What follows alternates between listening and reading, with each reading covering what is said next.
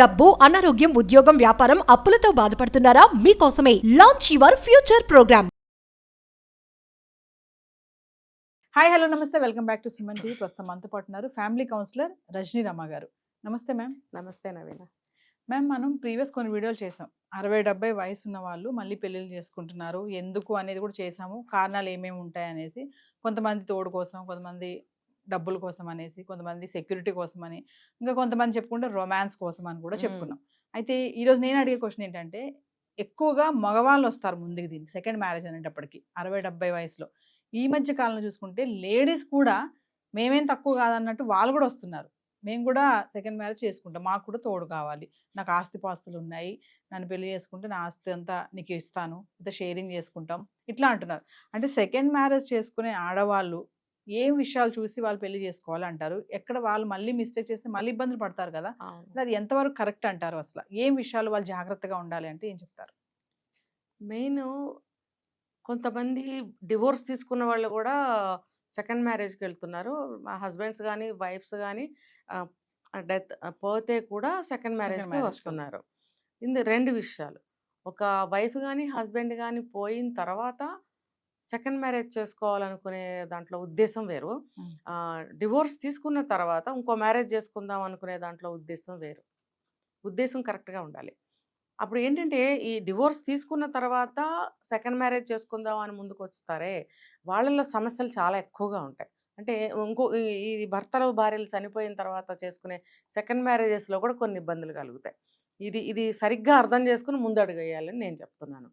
మీకు ఆడవాళ్ళైనా మగవాళ్ళైనా second marriage అవసరం ఉందా లేదా సరిగ్గా కూలంకషంగా మైనస్లు ప్లస్లు ఆలోచించుకోండి. ఒక కౌన్సిలింగ్ తీసుకోండి. First of all family members అనుమతి తీసుకోండి అని అంటే, వాళ్ళు ఇష్టం ఉన్నా లేకపోయినా వీళ్ళు చెప్పే బాధలకి వాళ్ళు సరే అని అనొచ్చు. మీరు పెద్దవారుగా మీరు ఆలోచించండి. ఇప్పుడు లైఫ్లో స్టేజెస్ ఉంటాయి కదా, బాల్యం, యవ్వనం, తర్వాత మధ్య వయసు, తర్వాత వృద్ధాప్యం, తర్వాత ఆశ్రమవాసం అని ఇలా ఉంటాయి స్టేజెస్. ఇప్పుడు ఏ వయసుకి అది అనుభవిస్తూ రావాలి అనేది ప్రకృతి ధర్మం. అంతేగాని 70 ఏళ్ళు 80 ఏళ్ళు వచ్చిన తర్వాత భర్త పోయాడు, భార్య పోయాడు, నాకు మళ్ళీ పెళ్ళి కావాలి అనేది కరెక్ట్. అంటే నువ్వు మళ్ళీ జీవితాన్ని మోక్షం వైపు ఒక ఏమంటారు, ఒక భగవంతుడికి లేకపోతే ఇంకా నాకు లైఫ్ చివరికి వచ్చాను అనే ఉద్దేశం భావన లేకుండా మళ్ళీ ముందుకు వెళ్ళాలి అనే ఆలోచన రావటం అనేది వాళ్ళ మనస్తత్వానికి ప్రతీక. నెంబర్ 1. నెంబర్ 2, నాకు ఏ దిక్కు లేదు, నన్ను చూసేవాళ్ళు లేరు, నాకు నీళ్లు పోసేవాళ్ళు లేరు, నోట్లో నీళ్లు పోసేవాళ్ళు లేరు, అందించేవాళ్ళు లేరు, నన్ను పలకరించేవాళ్ళు లేరు అని ఎక్కువగా మగవాళ్ళు కంప్లైంట్స్ చేస్తున్నారు. ఇదే సమస్య కొంతమంది ఆడవాళ్ళకు కూడా ఉంటుంది. 80 సంవత్సరాలు లేకపోతే 90 సంవత్సరాలు వచ్చిన మగవాళ్ళు కూడా సెకండ్ మ్యారేజ్ చేసుకుంటాము మాకు సహాయానికి అని కొంతమంది అడుగుతున్నారు. మరి అదే 80 ఏళ్ళు 90 ఏళ్ళు వచ్చిన ఒక స్త్రీ ఎవరిని పెళ్లి చేసుకోవాలి? ఆమె ఏం చేయలేదు, కానీ ఆమెకు కూడా ఒక సహాయం కావాల్సినప్పుడు ఆమెని ఎవరు పెళ్లి చేసుకుంటారు? ఆమెకి ఎవరు అందింపులు చేస్తారు? మంచినీళ్ళు, నీళ్ళు, పాలు, టీలు, భోజనాలు, ఆమెకి స్నానాల గదిలోకి తీసుకెళ్ళి స్నానం చేయించడం, బట్టలు కట్టడం. ఆ వయసు వస్తే ఇంకంతే కదా. కొంతమంది వాళ్ళ కాళ్ళ మీద వాళ్ళు నడుస్తారు, కొంతమంది నడవలేకపోతారు. మరి అటువంటి వాళ్ళ పరిస్థితి ఏంటి? కాబట్టి ఇవన్నీ కూడా బాగా ఆలోచించాలి. అంటే మాకెందుకు, మాది బాగుంది, మేము చేసుకోవాలనుకుంటున్నాం, అలాంటి వాళ్ళ గురించి మాకెందుకు అని రావచ్చు. అంటే వాళ్ళ గురించి మమ్మల్ని ఆలోచించమని నేను చెప్పట్లేదు, ఎవరికి వాళ్ళు ఆలోచించుకోండి అని చెప్తున్నాను. ఇప్పుడు ఒక 70-80 ఏళ్ళ వయసు ఉన్న మగవాడు ఒక స్త్రీని పెళ్లి చేసుకోవాలనుకుంటాడు. అంటే ఎంత వయసులో చేసుకోవాలనుకుంటున్నారు అన్నప్పుడు 60-65 ఏళ్ళు అట్లా అని అంటున్నారు. అంటే 65 సంవత్సరాలు వచ్చిన ఒక స్త్రీకి ఎంత ఓపిక ఉంటుంది? అన్ని విషయాల్లో నిన్ను ఫుల్ఫిల్ చేయగలుగుతుందా, సాటిస్ఫై చేయగలుగుతుందా? మీరు అన్నారు కొంతమంది మగవాళ్ళు రొమాన్స్ కోసం పెళ్లి చేసుకోవాలనుకుంటున్నారు. ఆ వయసులో ఆవిడ రొమాన్స్లో కుదురుతుందా? అసలు మీకు కుదురుతుందా? ఇవన్నీ కూడా మీరు ఆలోచించుకోవాల్సిన విషయాలు. 65 సంవత్సరాలు పైబడిన స్త్రీ అంత శక్తి ఉంటుందో ఉండదో, వంట చేసే శక్తి, ఇంట్లో పనులు చేసే శక్తి, నీకు బెడ్లో షేర్ చేసుకునే శక్తి, ఇవన్నీ ఉంటాయా లేదో తెలియదు. అలానే నువ్వు 45, 40, 35 ఏళ్ల వయసు అమ్మాయిని చేసుకుంటే సమాజం మిమ్మల్ని ఏ రకంగా చూస్తుందో అది మీకు తెలుసు. అలా ఎవరైనా అలాంటి అమ్మాయిని చేసుకోవాలన్న ఆలోచన ఎవరికన్నా ఉంటే అలాంటి అమ్మాయిలు మీ దగ్గర మీరు కోరుకున్నట్టు ఉండరు. మీ ఆస్తిపాస్తులు తీసుకుని ఆవిడ జంప్ చేస్తుంది. కాబట్టి స్త్రీలు కూడా ఆలోచించుకోవాలి. మనం ఒకవేళ సెకండ్ మ్యారేజ్ చేసుకోవాలని అనుకుంటే ఏ పరిస్థితిలో చేసుకోవాలనుకుంటున్నాము? దిక్కుమొక్కు లేదు. మీరు అన్నట్టు కాస్త కోస్త ఆస్తిపాస్తులు ఉన్నాయి. మమ్మల్ని ఒక ఒక చెట్టు నీడ కింద ఉంచినట్టుగా మమ్మల్ని ఉంచి ఏదో సమయానికి ఒక మనిషిని పెట్టుకొని వంట చేయించుకొని ఆయనతో పాటు నాకు కూడా ఒక ముద్ద పెట్టి షెల్టర్ ఇస్తే చాలు, నాకు ఒక మనిషి రక్షణ కావాలి అనుకున్న స్త్రీలు ఎవరన్నా ఉంటే మరి అలాంటి స్త్రీలను చేసుకుంటారా? ఇది ప్రశ్న. కాబట్టి ఈ స్త్రీలు ఆలోచించుకోవాలి. ఈ ప్రశ్న ఇద్దరికి, మగవాళ్ళకి ఆడవాళ్ళకి కూడా, ముఖ్యంగా చేసుకోవాలనుకుంటున్న స్త్రీలకి మరీ ముఖ్యంగా ఈ ప్రశ్న. అంటే ఆ వయసులో మేడం మీరు ఇలాంటి సమస్యలు వస్తాయని చెప్తున్నారు. ఓకే, పెళ్లి చేసుకోకుండా పోనీ సహజీవనం చేస్తామని కొంతమంది ఉంటున్నారు. పెళ్లి వద్దు, ఫ్రెండ్లీగా ఉందాం, సహజీవనం చేద్దాము, ఇష్టమైనప్పుడు ఉంటాం, కష్టమైనప్పుడు మళ్ళీ విడిపోదాం అని అంటున్నారు. అది ఎంతవరకు కరెక్ట్ అంటారు? అందులోనే ఉంది సమాధానం. అది కరెక్టా? ఇష్టమైన రోజులు ఉంటాం, విడిపోతాం అంటే అది ఎందుకు చేసుకున్నారు? ఆ ఉద్దేశం ఏమైంది అక్కడ? ఇష్టమైన నాళ్ళు ఉండి విడిపోదాం అనుకోవటానికి మీరు ఏమైనా యంగేజా? ఆ వయసు ఏంటి? ఆ వయసులో మీరు మళ్ళీ విడిపోతే మళ్ళీ ఎక్కడికి వెళ్ళాలి ఇద్దరు? మళ్ళీ ఏం చేయాలి? నేను చెప్పేది ఏంటంటే ఫ్యామిలీ మెంబర్స్, పిల్లలు ఎవరైతే ఉన్నారో వాళ్ళు ఏం చేయాలి? అప్పటి వరకు భార్యాభర్తలు కలిసి అమ్మా నాన్న ఇద్దరు ఉన్నారు. ఇప్పుడు అమ్మగాని నాన్నగాని లేరు. రెండో వాళ్ళు ఒంటరి అయినప్పుడు ఫ్యామిలీ బాధ్యత ఏంటి?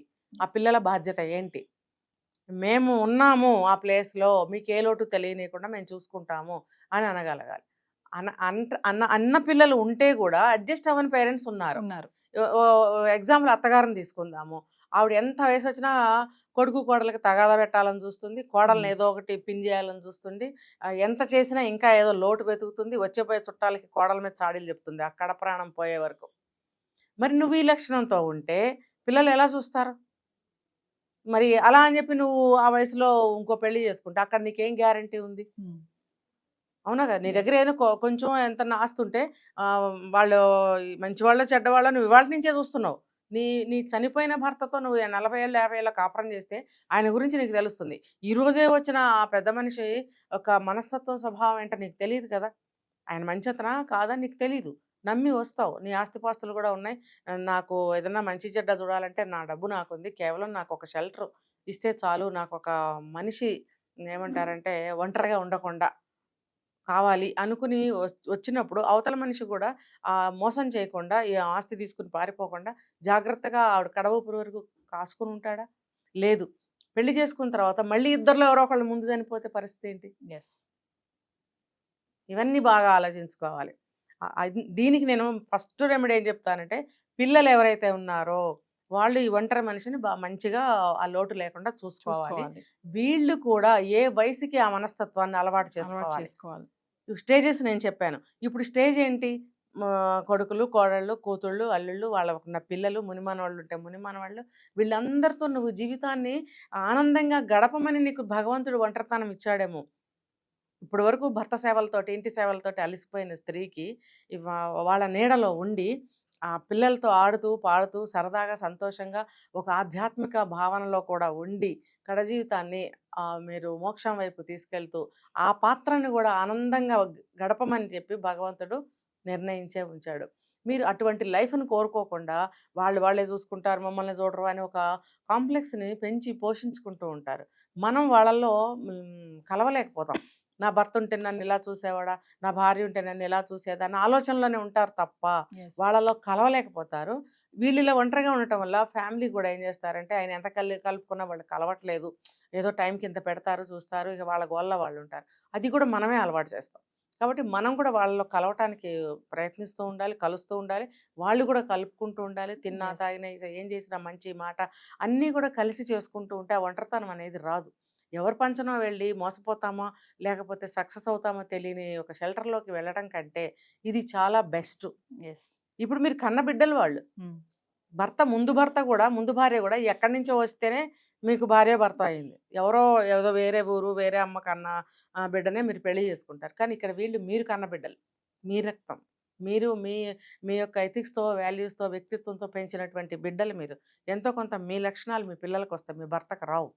సహజీవనంలో ఏమన్నా కొన్ని అలవాటు చేసుకుంటే తప్ప మీ లక్షణాలు మీ భర్తకు రావు, మీ పిల్లలకు వస్తాయి. కాబట్టి తండ్రి అయినా తల్లి అయినా కాబట్టి మీరు మీ పిల్లలతో కలిసిమెలిసి ఆనందంగా కడ జీవితం గడపడానికి ప్రయత్నించాలి తప్ప మళ్ళీ ఇంకొక మ్యారేజ్కి వెళ్తే ఆవిడ ముసలావిడ ఉంటుంది, ఆవిడ ఆయనకి ఏం చేయలేదు, ఆయన ఆవిడకి ఏం చేయలేదు, ఇద్దరికి కలిపి రేపొద్దున్న ఇంకో ఎవరో వచ్చి చేసే స్థితి ఎప్పటికైనా వస్తుందా రాదా? ఎస్, ఖచ్చితంగా. ఇంకొకటి ఇద్దరిలో మళ్ళీ ఎవరో ఒకళ్ళు పోతే మళ్ళీ సేమ్ యాజ్ ఓల్డ్ స్టోరీ, మళ్ళీ సేమ్ రిపీట్ అవుతుంది. ఫలితం ఏంటి? ఎస్. మీరు మీ ఉద్దేశం ఏమైనట్టు అక్కడికి? కాబట్టి సెకండ్ మ్యారేజ్ చేసుకోవాలనుకునే వాళ్ళు ఇవన్నీ ఆలోచించండి. ఇది ఇది ఒక కౌన్సిలింగ్ అనమాట, నేను ఈ ముఖంగా ఇస్తున్నా. మీరు అన్నీ ఆలోచించుకోండి. ముఖ్యంగా తల్లులు కానీ తండ్రులు కానీ ఒంటరిగా మిగిలిపోయిన వాళ్ళు తేడా భావాలు ఫ్యామిలీ పట్ల పెట్టుకోవద్దు. నా పిల్లలు నా వాళ్ళని కలవండి. ఆ పిల్లలు కూడా గట్టిగా చెప్తున్నాయి మాట, ఆ పిల్లలు కూడా మా నాన్న మా అమ్మ అనుకుని చూడండి. అప్పుడు మా నాన్న రెండో పెళ్లి చేసుకుని వెళ్ళిపోయాడు, మాకు అసహాయం వేసింది, మేము మాట్లాడడం, వాళ్ళ ఇంటికి మేము వెళ్ళడం అంటున్నారు. ఇప్పుడు ఆ పరిస్థితి మీరే తెచ్చుకుంటున్నారు. ఎస్. ఎందుకు తెచ్చుకోవాలి? మీరు ఇలా చూసినట్టయితే వాళ్ళ ఒంటరితనం ఫీల్ అవ్వరు కదా, ఫీల్ అవ్వరు. మీరు అందరూ కలిసి వెళ్ళరు కదా అసలు. ఆ ఆస్తి ఎవరికో ఆయన ముందుగానే రాస్తే గానీ మా అమ్మాయిని ఇవ్వమని అవతల వాళ్ళు అంటే సెకండ్ మ్యారేజ్ జరుగుతుంది. అదేదో ఎవరికో రాసే బదులు మీరు సరిగ్గా ఉంటే మీకే వస్తుంది కదా. ఎందుకు మీరు బెషజాలకి పోతున్నారు, అహానికి పోతున్నారు, అంతంత ప్రైవసీలు ఎందుకు కోరుకుంటున్నారు? రేపొద్దున మీరు ఇదే వయసుకు వస్తారు. ఏదన్నా అత్తమామల్లో కానీ కోడలు కొడుకు కూతురు అల్లుళ్ళో ఎవరిలో ఏ తేడాలు ఉన్నా కూడా అందరూ సరి చేసుకోవడానికి ప్రయత్నించి కలిసి ఉండటానికి ప్రయత్నించండి అని నేను చెప్తున్నాను. Thank you ma'am.